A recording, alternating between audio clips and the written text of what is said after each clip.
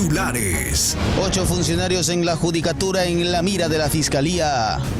Facción de gente buena hizo alianza con Sociedad Patriótica. Votaciones en el exterior alarga el gobierno de Guillermo Lasso. La estatal Petroecuador enviará más combustible para Cuenca. Un policía y conductor de grúa fueron asesinados en El Oro.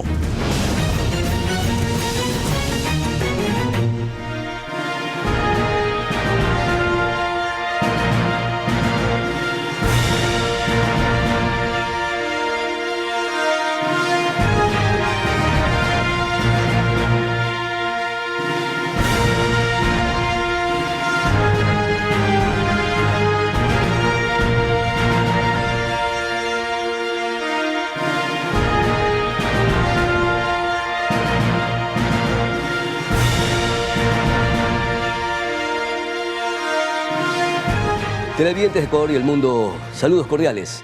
Pasajeros y tripulación de un vuelo procedente de Ecuador fueron evacuados en Chile. Más adelante les contaremos por qué. Katy, buenos días. Buenos días. ¿Qué tal, amigos de Ecuador y el mundo? Qué gusto encontrarnos nuevamente en este espacio. Les contamos que tras la decisión de la Judicatura de destituir al juez Walter Macías, el gobierno anunció su rechazo y calificó el hecho como ilegal, asegurando que estos actos ofenden gravemente a la función judicial, por lo que esperan que la próxima asamblea tome cartas en el asunto. Quien también se pronunció fue el Colegio de Abogados de Pichincha, quienes mediante un comunicado le exigen a los vocales del Consejo de la Judicatura que renuncien. De hecho, en el documento aseguran que los miembros de la Judicatura están desprestigiados y deslegitimados, casi todos salpicados de corrupción. Por otra parte, 6 jueces de la Corte Nacional de Justicia aclararon que retirarle el apoyo a Wilman Terán no fue una medida adoptada mediante votación del Pleno, pero también hubo un anuncio de la Fiscal General del Estado en torno a todo lo sucedido. Escuchemos. Respecto al caso que ha sido denominado como independencia judicial, otra de las investigaciones abiertas en contra de varios miembros del Consejo de la Judicatura, que inició el 11 de mayo del 2023 por el presunto delito de obstrucción a la justicia, hemos solicitado a la Corte Nacional de Justicia fecha y hora para la audiencia en la que se formularán cargos a los siguientes ciudadanos: Wilman T., Javier M., Ruth B., Juan M., Andrés J., Marcela B., Carlos G. y Catherine L. Esto debido a que hemos encontrado los suficientes elementos de convicción para que sean procesados por su presunta participación en el delito de obstrucción a la justicia, que se habría cometido en 2 casos de connotación: Las Torres, en el que se encuentra sentenciado en primera instancia el ex Contralor General Pablo C., y los vocales en los cuales el mismo juez debía resolver la situación jurídica de estos. Y el juez de la Unidad Multicompetente de Yaguachi, John Eric Rodríguez Mindiola, quien devolvió los derechos políticos al ex vicepresidente Jorge Glass, deberá comparecer a una audiencia de formulación de cargos el próximo lunes 4 de septiembre a las 13:50. Así lo decidió la presidenta de la Corte Provincial de Justicia del Guayas, María Fabiola Gallardo. Recordemos que el Tribunal Contencioso Electoral sentenció al funcionario no solo con la destitución, sino a pagar una multa de $31.500 en 30 días. Esto luego de que el juez interfiriera en el funcionamiento de la función electoral, tipificada en el artículo 279, numeral 7 de la Ley Orgánica Electoral.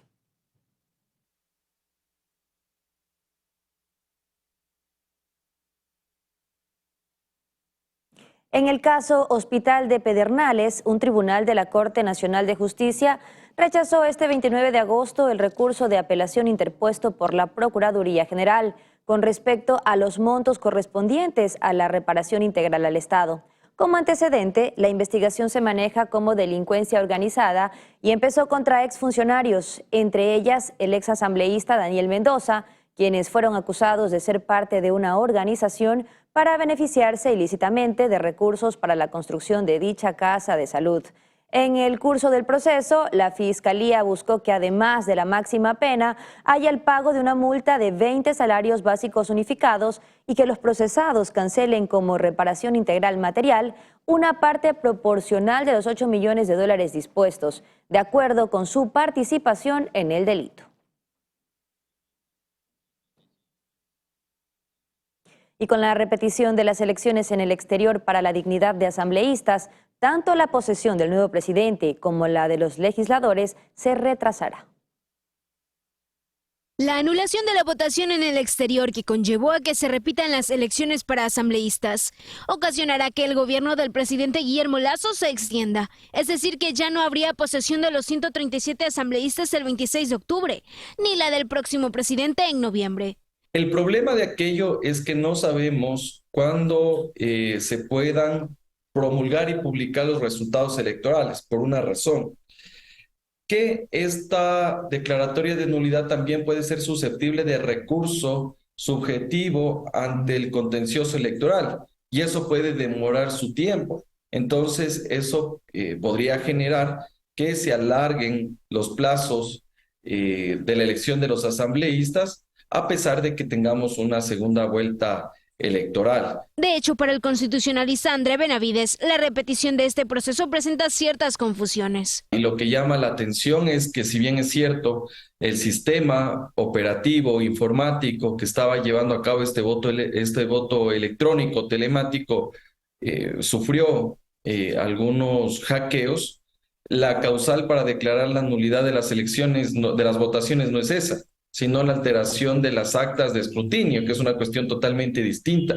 Y en ese sentido vemos que también la causal es bastante forzada para que se configure aquello. Aunque según Benavides, el CNE no estaría cumpliendo con ciertas disposiciones que establece la ley. El artículo 148 del Código de la Democracia nos dice que se debe realizar 10 días después de la declaratoria de nulidad. Sin embargo, el CNE nos dice que va a ser con la segunda vuelta electoral. Por lo tanto, ya se está incumpliendo con un presupuesto legal. Además, el hecho de que ahora el escrutinio tomará más tiempo porque será presencial. De las más de 123,000 personas inscritas en el exterior, solo 51,623 lograron ejercer su voto. Anaí Vélez, Noticias Oromar. Les contamos que una facción del movimiento Gente Buena anunció su alianza con el partido Sociedad Patriótica, fundado por Lucio Gutiérrez. Por otro lado, la Confederación de Trabajadores de la Construcción y sectores afines afirmaron el respaldo a la candidata Luisa González. Tras los resultados de las elecciones anticipadas, algunos movimientos políticos decidieron aliarse a otros. Tal es el caso de Gente Buena y el partido Sociedad Patriótica. Patriotas, ecuatorianos y gente buena en el país y en el exterior, nos llamamos Gente Buena y Patriota. Mientras que desde Gente Buena aseguraron que hubo un consenso para tomar esta decisión, aunque en realidad es solo una facción. Patriota lo reconocemos, sobre todo un hombre que no ha sido parte del correato, del morenato y del nazismo. ¿Sí?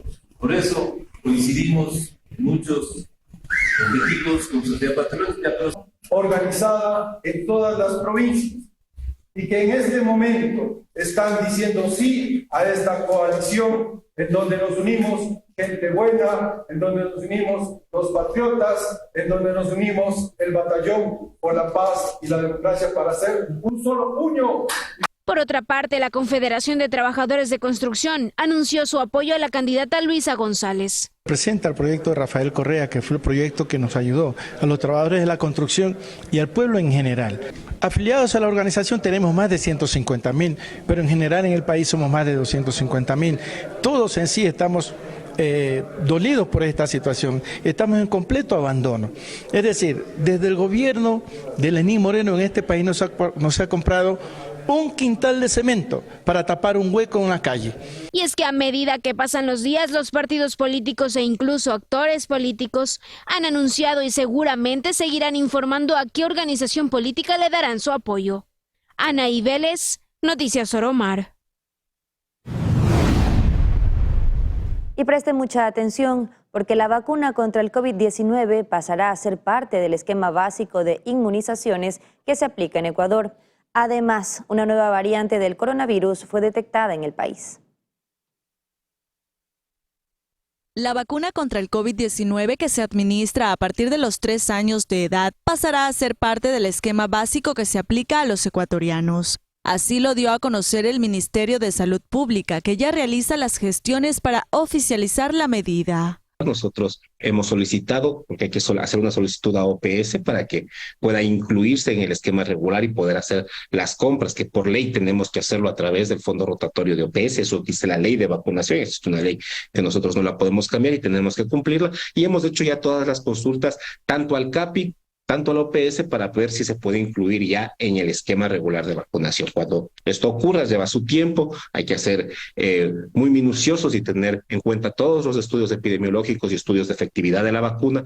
La decisión se tomó con la finalidad de evitar nuevos rebrotes del virus. Incluso las autoridades sanitarias continúan evaluando la posibilidad de que niños mayores a 6 meses puedan recibir esta inmunización. En total son 19 las vacunas que conforman el esquema básico. De esas, 17 son para niños y 2 para adultos. Algunas de estas son contra el rotavirus, neumococo, difteria, sarampión, rubiola y poliomielitis. En tanto, en Ecuador ya se detectó el primer caso de la variante COVID-19 EG5, la cual fue declarada de interés por parte de la Organización Panamericana de la Salud debido a su alta contagiosidad. No obstante, en nuestro país no se ha detectado un incremento significativo de casos, pues hasta el momento se conoce de 3 personas infectadas. Hemos detectado 2 casos más, en la provincia de Pichincha. El primer caso índice, fue detectado hace 3 semanas y ya es un paciente que está hasta el momento asintomático,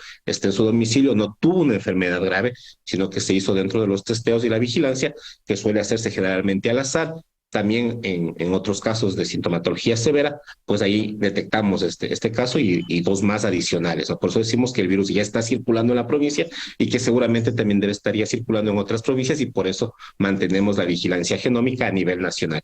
Sobre las vacunas bivalentes contra el COVID-19 que recibió el país, hasta mediados de agosto se han aplicado 60,000 dosis. Dichas vacunas están destinadas al personal sanitario, así como a personas mayores de 65 años y ciudadanos con enfermedades inmunodepresoras, diabetes o hipertensión. Tania Loor, Noticias Oromar. Mientras tanto, los casos de dengue han sido una constante en los centros de salud del país. Así lo explica el subsecretario de Vigilancia, Prevención y Control de Salud, Francisco Pérez, quien afirma que la enfermedad se ha vuelto una epidemia en la población. Esta epidemia de dengue que hemos tenido durante este año, producto de las lluvias, pues hasta el momento ya ha cobrado 16 personas fallecidas, que es el mismo número de personas que han fallecido en el año anterior. Hasta el momento en el Ecuador tenemos durante todo el año 16.289 casos, tanto de casos de dengue sin complicaciones o sin signos de alarma y dengue general o dengue clásico que le decíamos anteriormente. De estos casos, de estos 16.200 casos que tenemos en Ecuador, nosotros tenemos ya establecidos un seguimiento importante de todos estos pacientes.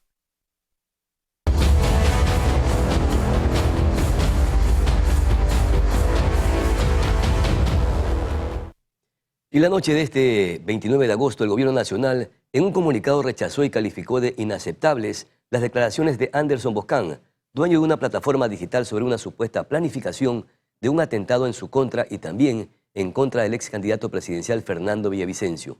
Además, en el documento se aclara que la Fiscalía lleva una investigación sobre la compañía en la que labora Boscan por presuntos delitos económicos y que el gobierno no tiene ninguna injerencia. Horas antes, la Fiscalía también reaccionó y expresó su profunda preocupación por las versiones. Asimismo, que las declaraciones sobre muerte violenta de Rubén Cherres y la de Villavicencio son 2 causas que se desarrollan por cuerdas separadas.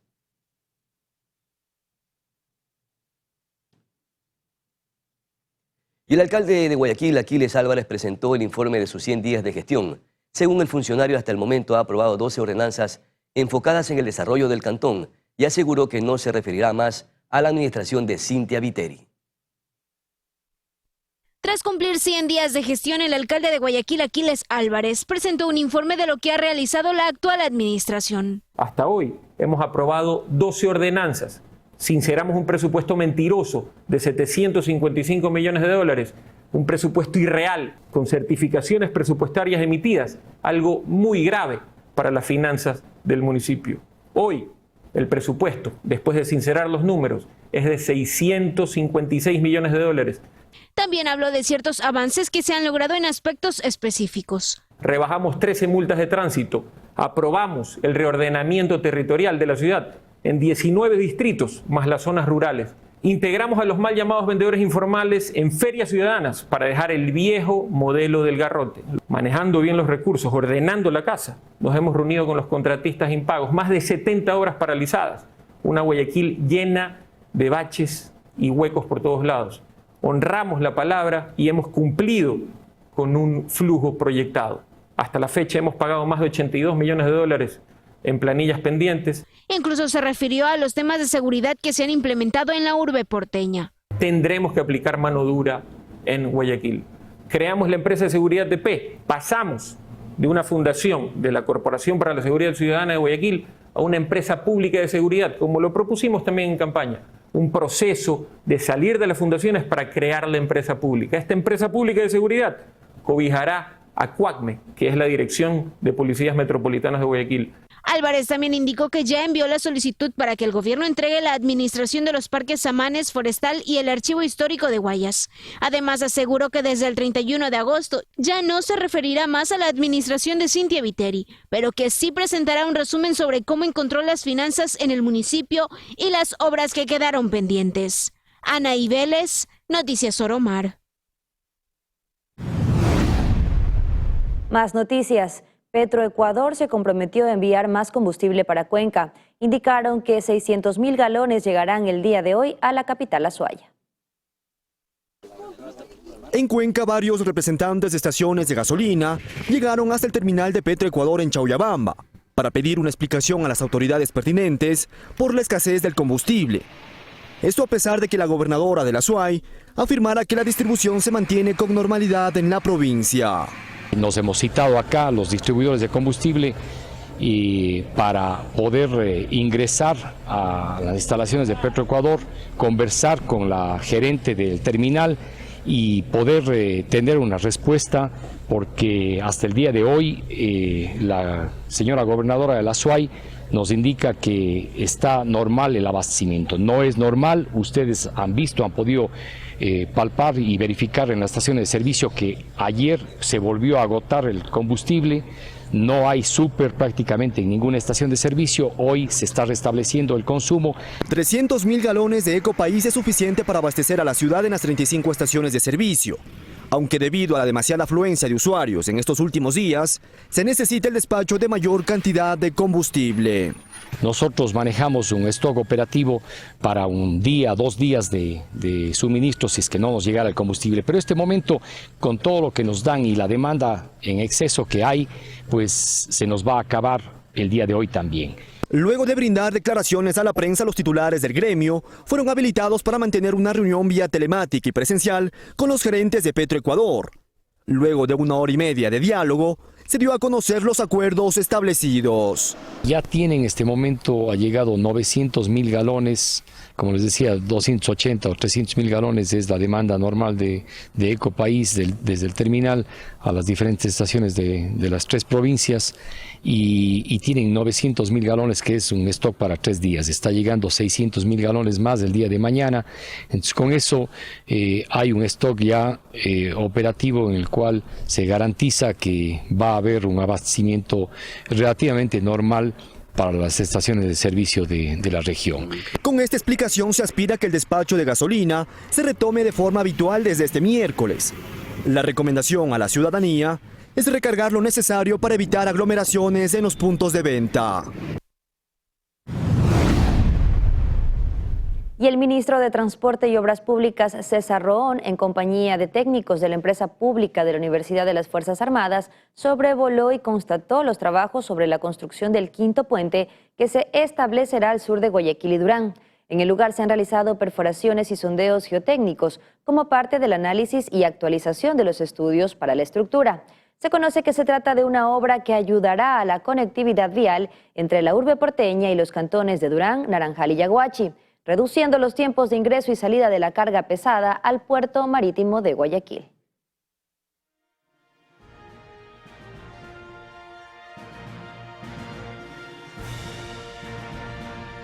Vamos a la pausa, Katy. Momento de una pausa. Ya regresamos con más información. Y al Tenemos regresar invitados tendremos, también. sí, a Julio Yepes, director de la delegación del CNE en Manabí. Así que regresamos para conversar con él.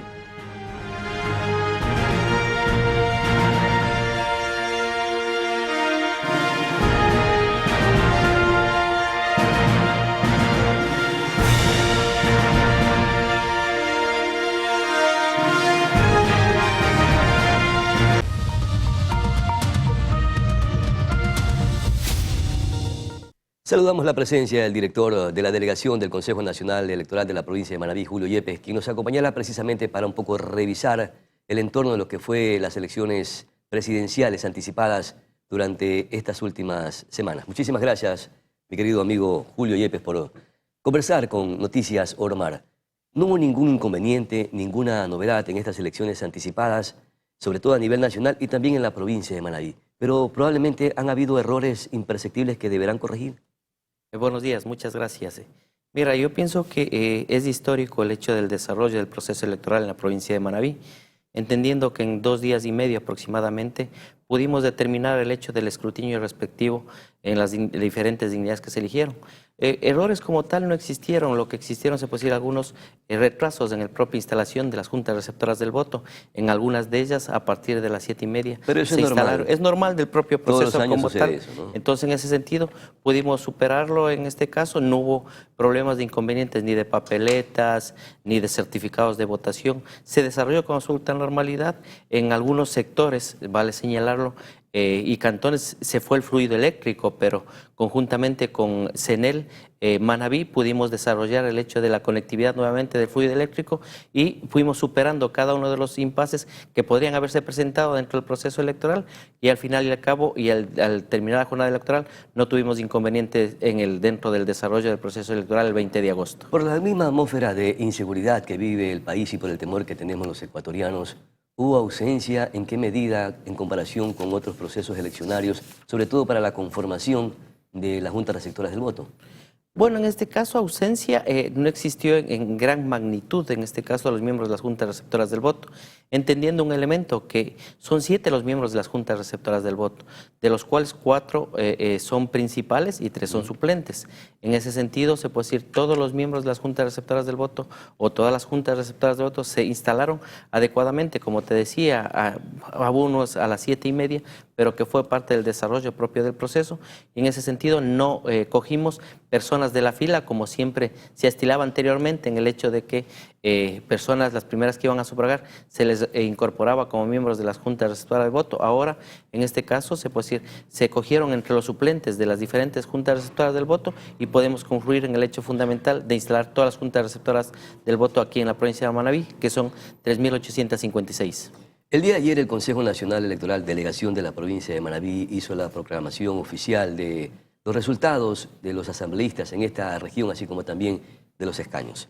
¿Cómo estuvo ese Sí, acto? en este caso, mira, parte de la norma establecida te señala claramente que en primera instancia la Junta Provincial Electoral pondrá en conocimiento los resultados numéricos de las juntas de las diferentes dignidades a elegirse y luego de eso se establece el hecho fundamental de que no existir ningún recurso interpuesto en sede administrativa ante la Junta Provincial Electoral o ante el Tribunal Contencioso Electoral, se establece el hecho de asignación de escaños.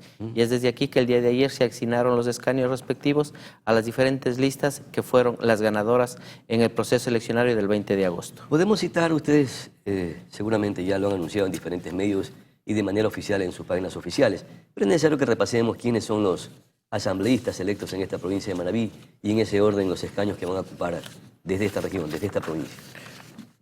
Bueno, en ese sentido, vale entender, Manabí tiene 2 circunscripciones, la circunscripción norte y la circunscripción sur, en el sentido de que en la circunscripción norte se eligen 4 representantes y en la circunscripción sur 5 representantes a la asamblea. En este caso se puede decir los principales personeros que ganaron estas elecciones son Raiza Coral, Lenin Barreto, Hamilton Intriago y Viviana Zambrano por la circunscripción norte.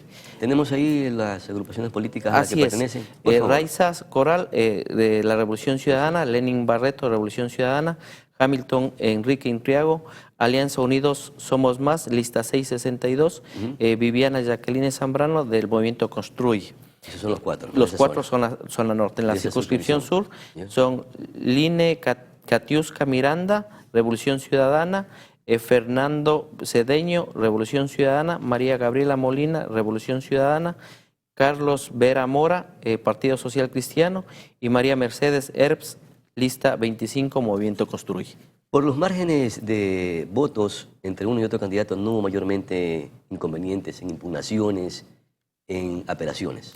En ese sentido, el propio método de asignación de escaños, que es el método de Webster, permitió repartir adecuadamente y proporcionalmente de conformidad a los resultados numéricos cada una de las dignidades en las circunscripciones establecidas. De lo que tengo entendido, existieron 2 reclamos que se presentaron por parte del movimiento Pachacutic, los cuales fueron negados. Ya ¿En qué orden era el reclamo? En unas 2 juntas receptoras del voto por variación numérica, y en ese sentido existiendo el hecho del artículo 138 en el cual señala claramente que si existe más o menos del 1% de diferencia en ese sentido, pasan normalmente las actas y por ende no fue procedente la propia apelación, impugnación. Bueno, en todo caso reclamo fue administrativo que se hizo por parte de la agrupación Pachacuti. Mi querido Julio, ¿y los asambleístas ya electos de la provincia de Manabí van a recibir las credenciales en los próximos días? ¿Cómo será el proceso ahí? En ese sentido, estamos nosotros esperando directrices desde planta central para poder la entrega de las credenciales respectivas a cada uno de los asambleístas para que luego se puedan posesionar en el cuerpo legislativo y de ahí poder ejercer sus funciones. Entonces, lo que estamos a la espera en el caso de Manabí es únicamente las directrices de matriz para hacer un acto conjunto en cada una de las provincias y poder entregar las credenciales respectivas a los ganadores en esta contienda electoral. Bueno, y qué bueno, y celebramos que no hayan sucedido inconvenientes como en otras ocasiones en la provincia de Manabí, sobre todo en algunos cantones en donde han habido severos conflictos y han ocasionado daño no solamente a los cantones en donde se provocaron estos incidentes, sino que también al tema de la democracia. Y eso lo celebramos y nos alegramos muchísimo que este proceso eleccionario haya sido de total y absoluta normalidad. Ya se están preparando para este segundo tiempo, digo yo, la segunda vuelta electoral. Sí, así es. Mira, en este caso, la seguridad vale entender lo que fue un proceso trabajado conjuntamente con la Policía Nacional y las Fuerzas Armadas, donde en el caso de la Policía Nacional se dispusieron alrededor de 3.450 efectivos a nivel de la provincia y en el caso de las Fuerzas Armadas de 2.022 personeros. Más o menos 7.000 miembros de la Fuerza Armada. Así, entonces, es decir que el elemento fundamental para nosotros era la seguridad de cada uno de los... ¿Y esa misma tónica se mantendrá en esta segunda vuelta electoral? Sí, en ese mismo sentido vamos a trabajar. Nosotros somos parte o dirigimos la mesa de seguridad en la cual están estas instituciones y algunas instituciones del gobierno desconcentrado en el hecho de ir superando cada uno de los elementos que se vayan presentando en el proceso. Y es desde aquí que ya estamos preparando la segunda vuelta electoral en el hecho fundamental de primero hacer los trabajos postelectorales, escanear los padrones, replegar lo que es... Eso está marcado en el calendario electoral que está establecido para este proceso, que también preveía una segunda vuelta. Claro, sí, en este caso se puede decir nosotros, independientemente de que exista o no una segunda vuelta, preveímos del hecho y generamos el calendario electoral en todas sus etapas y en ese sentido pudimos establecer el hecho de las diferentes actividades que se presenten. ¿Y qué nos queda del calendario electoral para esta segunda vuelta? Bueno, ¿En dónde estamos y qué nos faltaría hasta llegar al 15 de octubre, que son las elecciones presidenciales anticipadas? En el caso del calendario... En este proceso flash, digo. Sí, así es. Fue, se puede decir, atípico y se puede decir, creo que es también histórico para la democracia de nuestro país, porque en este caso nosotros los procesos electorales por lo general desarrollamos en un año. Hoy hicimos en 90 días como reza y manda el mandato respectivamente y en ese sentido estamos a la espera, se puede decir, de que el Pleno del Consejo Nacional Electoral dictamine para la segunda vuelta, de ahí sí se desarrollará la propia campaña electoral, que la misma que está establecida desde el 24 de septiembre al 12 de octubre, el debate que se va a desarrollar el 1 de octubre, así como también se desarrollará el 13 al 15 de octubre el silencio electoral, el 12 de octubre se desarrolla el voto de las personas privadas de la libertad, el 13 el voto del sufragio de voto en casa y el 15 tendremos el desarrollo de las elecciones y los comicios a nivel general. Está anunciada la presencia del fenómeno del Niño para finales de año. No sabemos todavía a ciencia cierta si será desde octubre, noviembre o diciembre. Lo cierto es que ya las instituciones a nivel del planeta ya lo han anunciado. Como Consejo Nacional Electoral, Delegación de Manabí, ustedes ya han preveído esta situación, sobre todo para prepararse con un plan de contingencia o emergencia para no tener dificultades al momento de que se desarrollen las elecciones el 15 de octubre, si es que en ese momento ya tendremos la presencia del fenómeno del Niño? Mira, nosotros, se puede decir, hemos trabajado en territorio y vamos a seguir trabajando en territorio. En anteriores meses hicimos la visita a los cantones más afectados por el proceso de lluvias, que fue Chone, Flavio y Tosagua. Y en ese caso existieron unidades educativas que tuvieron el problema de inundaciones, pero en ese sentido... Pero se mantuvieron como recinto electoral. Así se mantuvieron, no se los cambió debido a que... ¿Y ahora tienen un plan B para octubre? Si es que se viene la lluvia con todo, teníamos el plan B. Reubicar a esos recintos electorales, porque a última hora se imagina lo que significa una reubicación así urgente. Sí, teníamos el plan B en el caso de que hubiese pasado aquí. Teníamos en el caso de Tosagua hasta 3 unidades educativas donde podíamos desplazarnos para poder desarrollar el proceso de sufragio. Es decir, que en ese sentido nosotros estamos preveyendo en el caso fundamental de que existan 3, 4 recintos electorales vacab en cada una de las provincias con el objeto de poder desplazarnos a cada una de ellas. Igual ¿Y en cuando Manabí fuimos cuáles a serían Tosagua, esos recintos electorales vacab? ¿En qué cantones? En todos los cantones nosotros estableceríamos... Los que son más afectados por las lluvias. ¿no? Por supuesto también, en ese sentido, no sabemos qué pueda pasar de aquí en adelante con los recintos electorales, entendiendo que 352 son unidades educativas de los 375 recintos electorales que tenemos aquí en la provincia de Manabí, y en ese sentido tenemos nosotros los backups que nos permiten de una u otra forma poder suplir el hecho de existir algún inconveniente cada uno de ellos. Esperemos que no lleguen las lluvias para esa fecha y que los ecuatorianos podamos nuevamente ir a las urnas a elegir al próximo presidente de los ecuatorianos. Ustedes acá en Manabí, ¿a qué hora tendrían los resultados ya listos de lo que los ecuatorianos, más bien los manabitas, nos pronunciemos precisamente en ese 15 de octubre?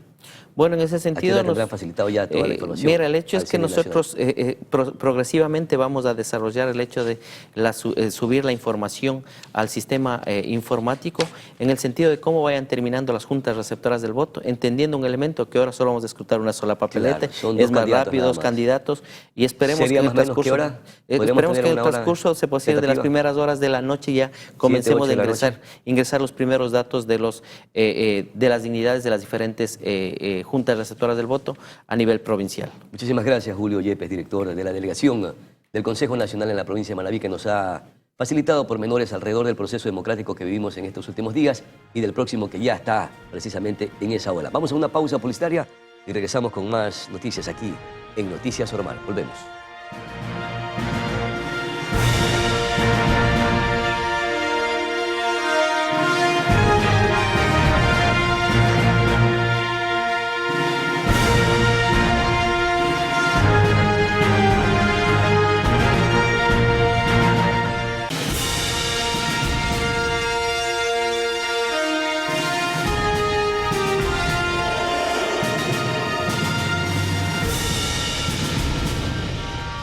Amigos televidentes, seguimos con más noticias. Con la presencia del vicepresidente de la República y funcionarios de Estado, se realizó el día de ayer la sesión del COE Provincial del Guayas con el objetivo de revisar los planes y acciones conjuntas que se priorizarán para minimizar el impacto de las posibles afectaciones por el fenómeno del Niño.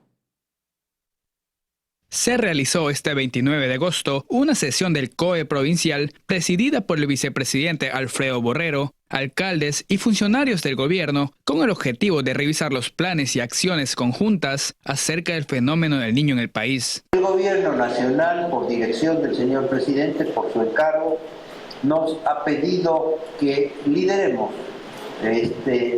reuniones permanentes para enfrentar de la mejor manera al fenómeno del Niño. Borrero agregó que por el momento el gobierno nacional maneja 2 escenarios posibles con respecto al impacto de las precipitaciones que podrían llegar entre septiembre y diciembre del presente año, siendo el pico de las mayores precipitaciones del fenómeno del Niño entre febrero y marzo del 2024. Todas las funciones que competen para desasolvar los ríos, para limpiar las cunetas, para mejorar los puentes, para mejorar las vías. Por su parte, Carlos Zapata, ministro del Interior, comentó que se realizará el 18 de septiembre una reunión con el COE Nacional para seguir evaluando las medidas que permitan mitigar los efectos del fenómeno que se avecina en el país. Es decir, desde los ministerios ir empatando lo que las prefecturas y las alcaldías están realizando en territorio. Cristian Torres, secretario de Gestión de Riesgos, detalló el plan de acción para la prevención, preparación y respuesta ante el fenómeno del Niño. El plan tiene detallado las acciones que se están ejecutando desde ahora por cada sector, es decir, vial, salud, educación, atención humanitaria, entre otros. Ahora tenemos el plan de acción total que están priorizando los municipios, los ministerios, alrededor de 276 millones, que es lo que ya se ha comentado también anteriormente. Finalmente, la próxima semana, el vicepresidente Alfredo Borrero visitará Galápagos y posteriormente las provincias de la Sierra con mayor vulnerabilidad a los efectos del fenómeno del Niño, para así activar a las autoridades seccionales y dialogar con la población y los representantes de los sectores productivos. Y a esta hora de la mañana damos paso en Guayaquil a nuestro compañero Cristian Arias, quien nos tiene información de última hora. Cristian, muy buenos días. ¿Qué tal, Katy? Buenos días. 7 de la mañana, 42 minutos. Estamos en vivo en el corazón del suburbio de Guayaquil, en las calles 24 y Brasil. Aquí estuvimos el día lunes porque se colocó una bomba. Hace pocos minutos se colocó otra. En este local que parece ser, le han puesto, como se dice popularmente, el ojo. Se han ensañado con la propietaria de este negocio y han colocado por segunda ocasión un artefacto explosivo, ahora se dice tipo molotov, es decir, que únicamente propagó fuego, hizo una llamarada ahí, se ven los estragos en el metal de la puerta enrollable, pero no ocasionó mayor daño como la del día domingo, que sí rompió parte del piso y dañó la estructura de la puerta metálica. En esta es la segunda ocasión, como les decía, que, vea eso, van por ahí vendiendo el Quaker, parte de lo que es la cotidianidad acá en el suburbio. Estuvo la policía hace pocos minutos allí, si la producción me ayuda, hay unas imágenes que previamente habíamos logrado captar con la ayuda de vecinos, moradores del sector, que nos permitieron captar con sus celulares el momento en el que estaba tomando procedimiento el personal del GIRE, del Grupo de Intervención y Rescate de la Policía Nacional, quienes son los encargados de manejar este tipo de situaciones para precautelar la seguridad de las personas, tomando en cuenta que los ciudadanos, el común ciudadano, no conocen pues la diferencia o el tipo de explosivo que es, y esto causa mucha alarma, mucha preocupación, susto, momentos de pánico, pero el personal de la policía logró controlar al darse cuenta que era un artefacto hecho de manera casera, tipo molotov. Se encendió, causó, como les decía, una quema en una cierta parte del metal y nada más. Lo que había ocurrido el domingo pasado es esto, ¿no? Que eso ya le habíamos mostrado el día lunes cuando mostramos esta afectación que hay en el suelo, un hueco y lo que se retorció el metal de la puerta. Pero esta segunda ocasión han venido a colocar una bomba molotov. Hay una problemática bastante seria en este sector donde supuestamente un grupo delictivo gobernaba entre comillas, ¿no? Un grupo delictivo hacía de las suyas. Al parecer hay otro que quiere adueñarse del sitio, hay esa disputa y eso ha provocado que se estén enfrentando. No vacunaban a los negocios aquí, nos dicen los moradores, porque tenían, entre comillas, la protección de un grupo. Ahora parece ser que hay una guerra, una disputa y hay otra organización que quiere apoderarse del sector, repetimos, calle 24 y Brasil, y es lo que ha ocasionado que varios negocios sean objetivos de extorsión. Y cuando no hay la predisposición del dueño del negocio a satisfacer el requerimiento de esta organización, pues entonces vienen por las malas a colocar este tipo de artefactos que causan zozobra, preocupación entre los moradores y obviamente una afectación al dueño del negocio que no puede abrir. Si no abre, no vende. Y eso es lo más grave, lo más triste que está afectando a los negocios acá. Compañeros, 7 de la mañana, 46 minutos, regresamos a estudios. Cristian, muchísimas gracias por este completo informe que nos trae a esta hora de la mañana. Que tenga una excelente jornada. Seguimos con más noticias. En la provincia del Oro, específicamente en Santa Rosa, un sargento de la Policía Nacional, identificado como José Luis Quesada, de 44 años, y el conductor de una grúa llamado Víctor Ácaro, de 66 años, fueron asesinados al estilo sicariato mientras se movilizaban en un vehículo pesado. Según testimonios, el agente intentó cubrirse tras el ataque. Sin embargo, no logró salvar su vida, terminando liquidado en el acto, pues las balas eran de largo alcance. La Policía Nacional y el general Fausto Salinas se pronunciaron en redes sociales lamentando el hecho.